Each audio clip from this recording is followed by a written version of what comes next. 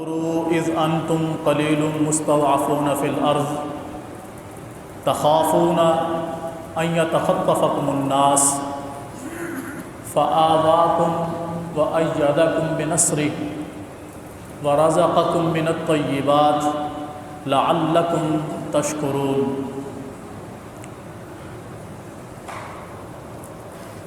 اللہ رب العالمین قرآن مجید فرقان حمید کے اندر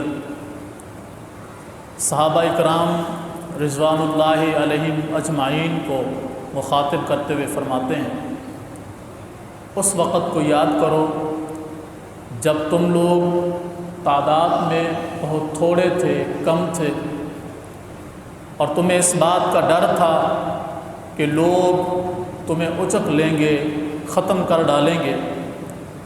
تب اللہ نے تمہاری مدد کی اور تم پر اپنی نصرت نازل فرمائی، اور پھر تمہیں پاکیزہ رزق عطا فرمایا تاکہ تم اس کا شکریہ ادا کر سکو۔ دنیا میں جتنے اسلامی ممالک ہیں ان میں سے 2 ریاستیں ایسی ہیں جن کی بنیاد عقیدہ توحید پر رکھی گئی۔ ان میں سے پہلی ریاست، پہلا شہر، پہلا ملک سعودی عرب کے اندر مدینہ المنورہ کا شہر ہے کہ جب صحابہ اکرام رضوان اللہ علیہم اجمعین پر ظلم و ستم کے پہاڑ ڈھائے گئے تو اللہ کے حکم سے صحابہ اکرام اور رسول اکرم صلی اللہ علیہ وآلہ وسلم مکہ کو چھوڑ کر مدینہ کی طرف ہجرت کر کے گئے، جسے یثرب کہا جاتا تھا۔ اور رخصت ہوتے وقت آپ نے مکہ کی طرف، بیت اللہ کی طرف مخاطب ہو کر فرمایا کہ تجھے چھوڑنے کا دل نہیں کرتا، لیکن یہاں کے باسی مجھے یہاں رہنے نہیں دیتے۔ مدینہ منورہ میں گئے، توحید کی بنیاد پر اس ریاست کو وجود میں لائے، اور پھر قرآن و سنت کا نفاذ ہوا۔ پھر ایک وقت آیا جب رسول اللہ صلی اللہ علیہ وسلم فاتح بن کر مکہ مکرمہ میں داخل ہوئے، گویا کہ کفر سے مکمل آزادی ملی، اور رسول اللہ صلی اللہ علیہ وسلم جب مکہ مکرمہ میں تشریف لائے تو آ کر جس طرح آج ہماری حالت ہے اس طرح کی حالت نہیں تھی، بلکہ اللہ کا شکر ادا کرتے ہوئے عمرے کی سعادت حاصل کی، اور پھر سب سے پہلے بیت اللہ میں رکھے ہوئے بت ان کو توڑا، ان کو گرایا، وہاں پر بھی اللہ کی توحید کے جھنڈے گاڑے۔ دوسری ریاست یہ پاکستان ہے جس کی بنیاد کلمہ توحید پر رکھی گئی، اور یہ ریاست ایسے وجود میں نہیں آئی کہ لوگ بھوکے پیاسے تھے، علامہ اقبال رحمہ اللہ کو خواب آیا صبح پاکستان بن گیا، یا قائد اعظم محمد علی جناح رحمہ اللہ کو خواب آیا صبح پاکستان بن گیا۔ ایسے یہ وجود میں نہیں آیا۔ کھانا وہاں بھی ملتا تھا، سب کچھ وہاں موجود تھا۔ اس ریاست کو بنانے کا مقصد لا الہ الا اللہ کی بنیاد تھی کہ ہم یہاں آزادی کے ساتھ اسلام کے احکامات کے مطابق اپنی زندگی گزاریں گے، اسلامی احکامات کو ہم نافذ کریں گے، اللہ اور اس کے رسول صلی اللہ علیہ وسلم کی تعلیمات کے مطابق زندگی گزاریں گے۔ اور پھر جب یہ الگ ہونے لگا تو اس وقت ایسے نہیں ہوا کہ لوگ وہاں سے اٹھ کر یہاں آ گئے اور امن و امان کے ساتھ رہنے لگے۔ 1857 سے لے کے 1947 تک ایک جد و جہد رہی جس کے اندر ہزاروں کی تعداد میں علماء کو شہید کیا گیا، ہزاروں کی تعداد میں اولیاء اکرام کو شہید کیا گیا، اور جب یہ ریاست وجود میں آنے لگی لاکھوں کی تعداد میں لوگوں نے اپنی جانوں کے نذرانے پیش کیے، ہزاروں کی تعداد میں ماؤں بہنوں بیٹیوں کی عزتیں پامال ہوئیں، یہ ملک معرض وجود میں آیا، جسے آج ہم نے طوائفوں کے حوالے کر دیا، کنجروں کے حوالے کر دیا، جو وہ چاہیں کرتے پھریں اور کوئی ان سے پوچھنے والا نہیں۔ 14 اگست آتی ہے، ہر طرف کنجریاں ناچتی ہوئی نظر آتی ہیں، اور غلط قسم کے لوگ، بے حیا فحش قسم کے لوگ اس ملک کے اندر ہلڑ بازی کرتے ہوئے نظر آتے ہیں، اور ہم سمجھتے ہیں ہم 14 اگست منا رہے ہیں۔ اور ان لوگوں کو ہوش کے ناخن لینے چاہیے جن کو اللہ نے ہمت دی ہے، طاقت دی ہے، کہ کل قیامت کے دن وہ ان شہیدوں کا سامنا کیسے کریں گے، ان ماؤں بہنوں بیٹیوں کا سامنا ہم کیسے کریں گے جنہوں نے اپنی جانوں کے نذرانے پیش کر کے اس ملک کو معرض وجود میں لانے کی کوشش کی، ان کا سامنا ہم کیسے کریں گے؟ چاہیے تو یہ تھا کہ ہم اللہ کا شکریہ ادا کرتے، یہ دن آتا ہم اس دن اللہ کے سامنے سربا سجود ہوتے، اس کا شکرانہ ادا کرتے کہ تیرا لاکھ لاکھ شکر ہے تو نے ہمیں ایسی ریاست عطا کی جہاں ہم سکھ کا سانس لے سکتے۔ مگر ہمارے ہاں نظام بالکل الٹا ہے، ہمارے ہاں تمام بڑے ادارے، ان کی بلڈنگیں سب کچھ بلند و بالا ہوں گی، وہاں شرعی عدالتوں کے لیے چھوٹی سی جھونپڑی بنائی ہوئی ہوگی کہ یہاں شرعی عدالت لگتی ہے۔ کوئی فیصلہ ایسا نہیں ہوتا جو قرآن و سنت کے خلاف نہ ہو، کوئی کام ایسا نہیں ہوتا جو قرآن و سنت کے خلاف نہ ہو۔ ہم میں سے ہی ہر بندہ اپنی زندگی کو دیکھ لے کہ اس نے اب تک کتنے ایسے کام کیے جو اللہ اور اس کے رسول کے احکامات کے مطابق تھے۔ ہم میں سے ہر بندہ یہ سوچنا شروع کر دے کہ ہم نے اس ملک کو کیا دیا، کتنی ہم نے جد و جہد کی کہ یہاں اسلامی نظام نافذ ہو۔ ہم میں سے ہر بندے کو اپنا کردار نظر آ جائے گا کہ وہ اس ملک کے ساتھ کتنا مخلص ہے۔ ہر بندہ میرے سمیت اس تگ و دو میں لگا ہوا ہے کہ کسی طریقے سے میں اس ملک سے کچھ نہ کچھ حاصل کر لوں۔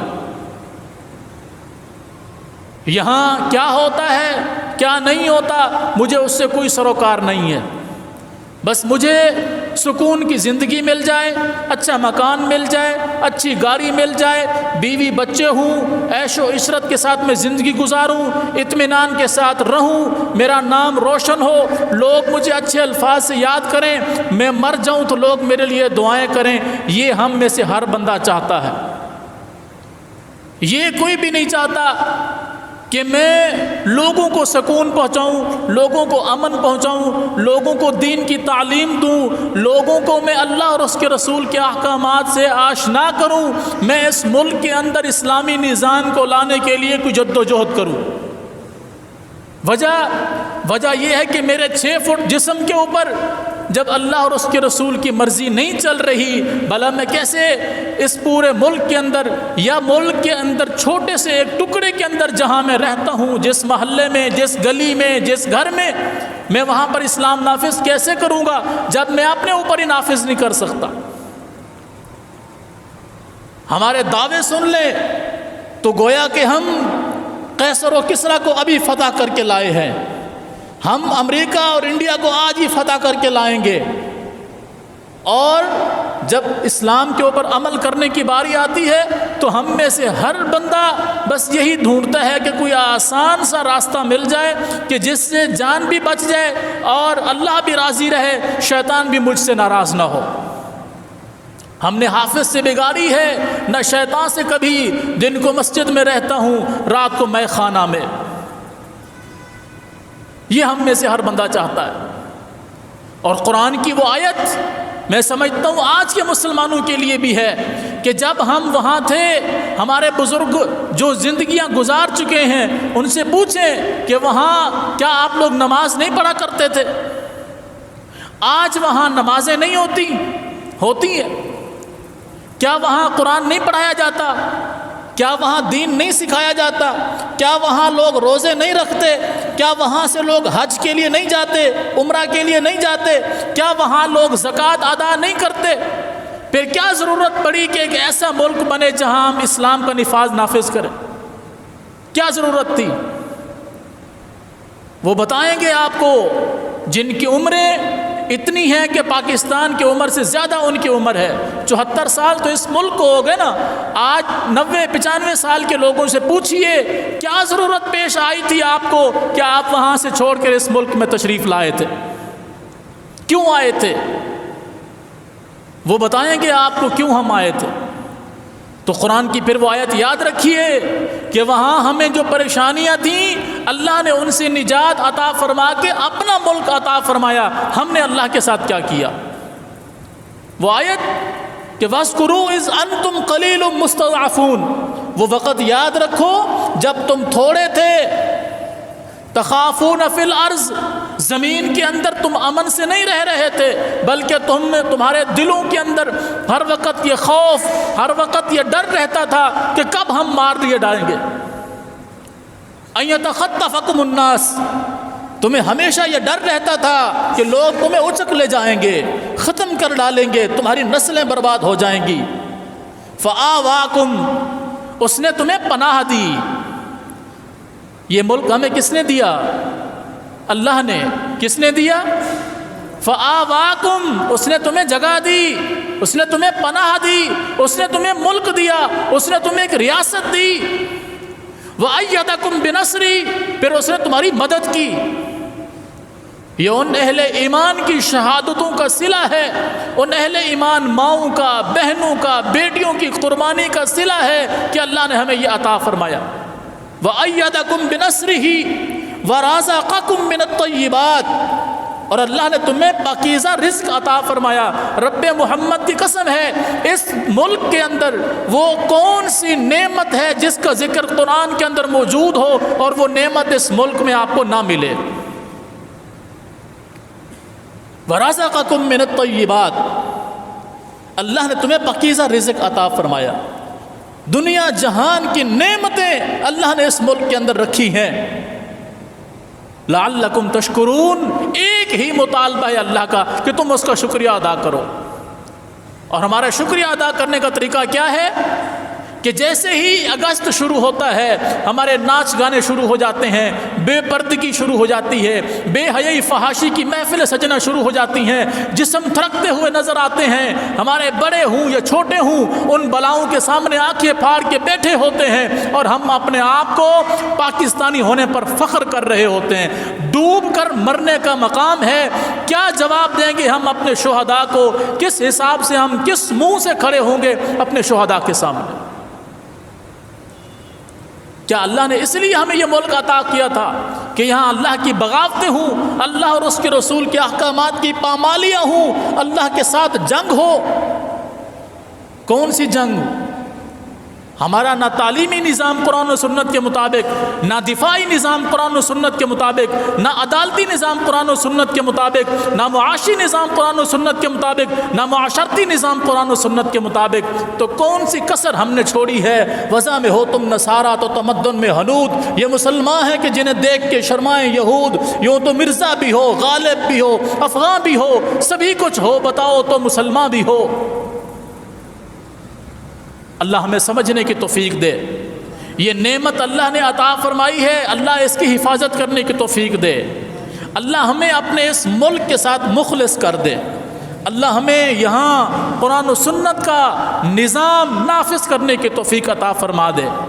یا اللہ ہمارے سروں پر جو اس وقت لوگ مسلط ہیں تو ان کی اصلاح فرما، اگر وہ ہدایت کے قابل نہیں ہیں تو انہیں دفع کر کے یہاں ایسے حکمران ہمیں عطا فرما جو ہمیں قرآن و سنت کے مطابق لے کر چلنے والے ہوں، اور ہمیں بھی قرآن و سنت کا متوالا بنا، قرآن و سنت پر عمل کرنے والا بنا، اپنا اور اپنے رسول صلی اللہ علیہ وسلم کے احکامات کے مطابق زندگی گزارنے والا بنا، ہمیں جب تک زندہ رکھ اسلام پہ، جب موت دے تو شہادت اور ایمان کی حالت میں موت نصیب فرما۔